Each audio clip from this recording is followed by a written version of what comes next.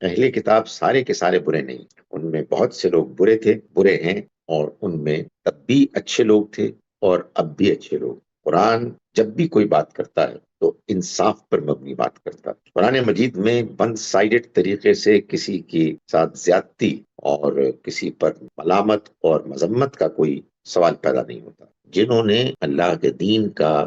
تورات کا علم حاصل کیا، ان کو وہ پیغام سمجھ میں آیا، انہوں نے اس کی اسپرٹ کو پایا، اور پھر بعد میں آنے والے پیغامات کو بھی، جیسا کہ ان کی پچھلی کتابوں میں ان کی پیشن گوئیاں موجود تھیں، انہوں نے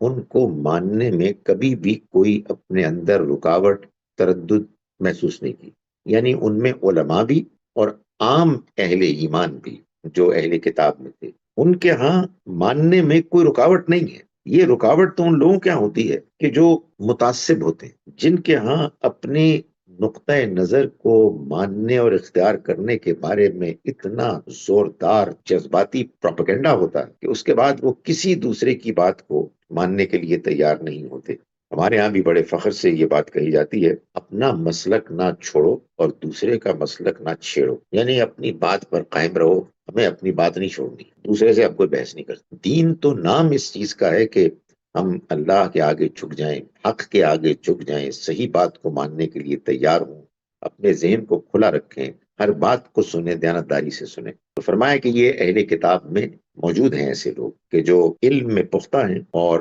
وہ ایمان لاتے ہیں اس پر بھی کہ جو آپ پر نازل ہوا، اور جس پر بھی کہ جو آپ سے پہلے نازل ہوا، اور خاص طور پر نماز کا اہتمام کرنے والے، یعنی یہ وہ لوگ ہیں کہ جو نماز پڑھتے ہیں، نماز کا اہتمام کرتے ہیں۔ اس وجہ سے ان کے اندر اللہ نے یہ توفیق پیدا کی۔ نماز اللہ کے تمام پیغمبروں کے پیغامات میں، دین میں ایسے ہی ہے جیسے کہ ہمارے دین میں اللہ تعالیٰ نے ان کے لیے جو نماز ان کو دی، ظاہر ہے اس میں قرآن مجید تو نہیں پڑھا جاتا ہوگا، جو بھی ان کے ہاں اس کا طریقہ تھا بالکل اسی طرح کی نماز تھی، ان کو پڑھنے والے اہتمام کے ساتھ۔ یہ وہ لوگ ہیں کہ جن کو اللہ نے توفیق دی کہ وہ بعد میں آنے والے اس پیغام کو بھی مانے، جس پیغام کو ماننا ان کی اپنی کتابوں میں ان کے لیے ایک باقاعدہ ذمہ داری بن گیا، اور زکوٰۃ کے دینے والے اور اللہ اور آخرت کے دن کو ماننے والے، یہ ہیں وہ لوگ کہ جو اس پیغام کو بھی لازماً مانتے ہیں، مانیں گے۔ یہی وہ لوگ ہیں جنہیں ہم عنقریب عظیم اجر عطا فرمائیں گے۔ سو یہ بتا دیا کہ سب لوگ ایک طرح کے نہیں۔